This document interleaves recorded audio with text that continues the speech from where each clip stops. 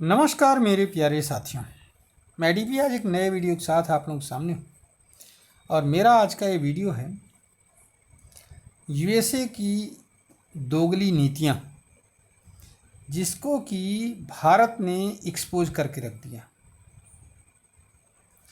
इससे पहले हम ये शुरू करें, भारत के मिनिस्ट्री ऑफ एक्सटर्नल अफेयर्स का जो वो आया है, इस स्टेटमेंट आया है 4 अप्रैल 2025 का। इस पर आए, एक छोटे से ट्वीट की बात कर लेते हैं। ट्रुथ सोशल नेटवर्क पर डोनाल्ड ट्रंप की ये ट्वीट, क्या है ट्वीट जरा सा देखिए। They don't care humanity, people in Ukraine are being killed by Russia. ठीक है, अब ये है, ये पोस्ट डाली गई, ये किसके लिए है? इंडिया के लिए है। ह्यूमैनिटी पर हमारा विश्वास नहीं है इंडिया का, और यूक्रेन में लोग मर रहे हैं, बिल्कुल किसी को कोई केयर नहीं है। भारत यूक्रेन रसिया की हेल्प कर रहा है, रसिया को बढ़ावा दे रहा है क्रूड ऑयल खरीद करके, और खूब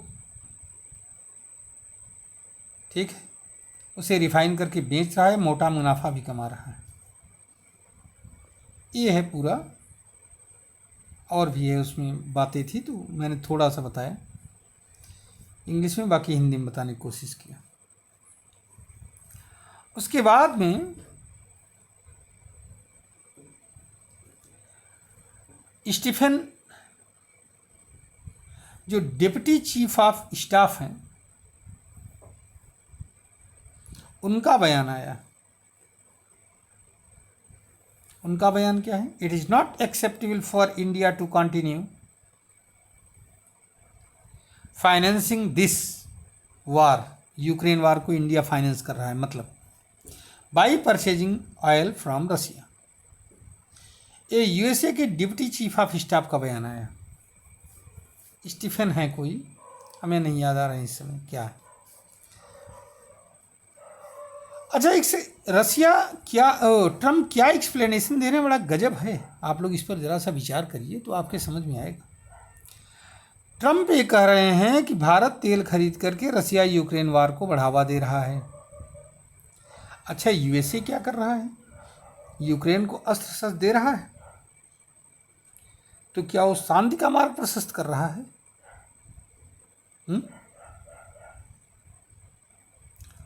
आप सोचिए जरा सा, इजराइल को फुल सपोर्ट दे रहा है, गाजा में पीस करवा रहा है, कौन सी शांति वहाँ पर है? इराक वार में इजराइल को सपोर्ट दिया, ईरान के ऊपर हमला करो, कौन सा शांति स्थापित कर रहा है? लेकिन नहीं, हम करो तो सब सही है और तुम करो तो सब गड़बड़ है, क्योंकि हम बॉस हैं ना।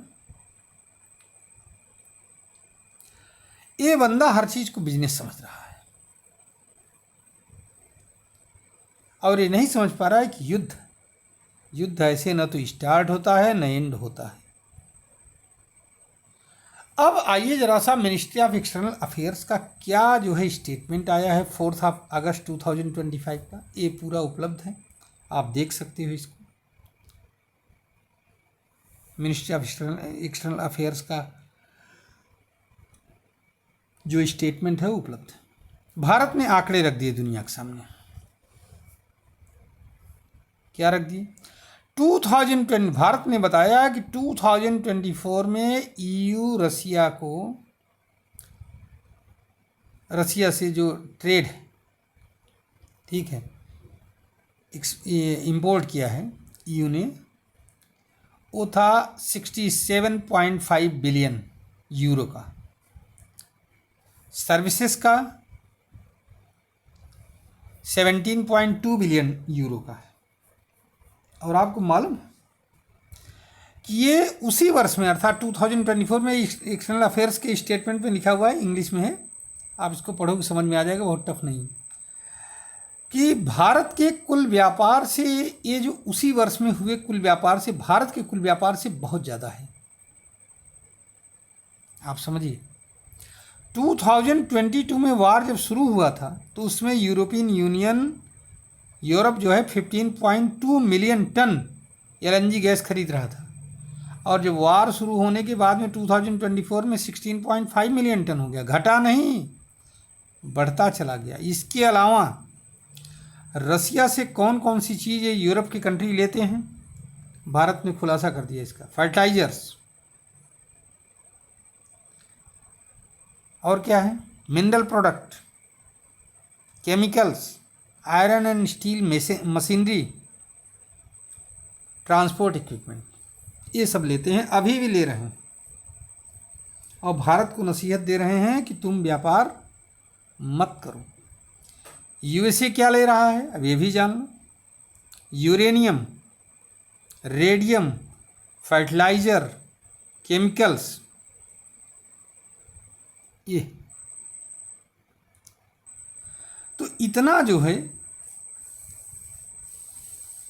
वार शुरू होने के बाद में भी जो अमेरिका दूसरों को नसीहत दे रहा है वो खरीद रहा है स्वयं रूस से, तब इकोनॉमी नहीं बढ़ रही है, तब वार नहीं बढ़ रहा है। लेकिन जब भारत खरीदेगा तो वार बढ़ जाएगा। भारत ने स्पष्ट कर दिया कि जो हमें सस्ते में तेल देगा हम उससे खरीदेंगे, मैटर रूस और मैटर अमेरिका नहीं। इसके अलावा अजीत डोवल साहब भी निकल चुके हैं यात्रा में, मॉस्को की यात्रा में, और अगले 10-12 दिनों में एस जयशंकर भी पहुंच जाएंगे वहाँ। ठीक है, एक और खबर आई है जिसको जानना बहुत ज़रूरी है आपके लिए कि 2019 में यूएसए एक संधि से अलग हो गया था। यूएसए और रूस के बीच में एक संधि थी, उस संधि का नाम था बायलैटरल ट्रीटी थी। ये कोल्ड वार के ज़माने की बात है, 1987 की संधि थी। Intermediate range nuclear forces nuclear arm treaty. Russia तब भी इस संधि को मानता था। 2019 में ट्रंप के समय में ही यूएसए इस संधि से निकल गया था, लेकिन रसिया अभी भी फॉलो कर रहा था। रसिया ने घोषणा कर दिया कि वो भी अब जो है इस संधि से बाहर हो गया है, नहीं मानता है, और इसके तहत जो है 500 से लेकर के 5500, 500 से लेकर के 5500 किलोमीटर तक की रेंज की जो बैलिस्टिक और न्यूक्लियर मिसाइल्स हैं उनको छोड़ सकता है। इससे यूएसए का टेंशन बढ़ जाएगा। चलिए देखते हैं ये वार कहाँ और किधर जाएगा, लेकिन फ़िलहाल के लिए इंडिया ने अपना स्टैंड क्लियर कर दिया है कि देखिए भाई, आप लोग पाठ मत पढ़ाइए, आप लोग खुद ही एक्सपोज हो। दूसरी बात, जब जो बाइडन प्रेसिडेंट थे तो उस 2022 में जब इंडिया ने तेल लेना शुरू किया रसिया से, तो इसी में क्लियर किया है, इसी स्टेटमेंट में। तो उस समय जो है यूएसए कह रहा था कि आप खूब तेल लो रसिया से और यूरोप को बेचो, जिससे कि यूरोप में एनर्जी क्राइसिस ना हो। और आज वहीं अमेरिका कह रहा है कि नहीं, आप गड़बड़ कर रहे हैं। या तो उस समय प्रेसिडेंशियल पॉलिसी गड़बड़ थी आपकी, या आज गड़बड़ है, ये तो भगवान ही जाने। चलिए देखते हैं आगे क्या मोड़ आता है। मैं तो अपना वीडियो यहीं पर समाप्त कर रहा हूँ, और आप लोगों के क्या विचार हैं साथियों, अपना विचार ज़रूर रखिएगा।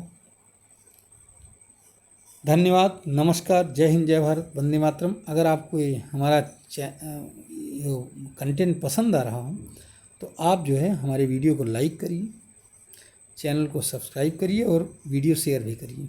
धन्यवाद।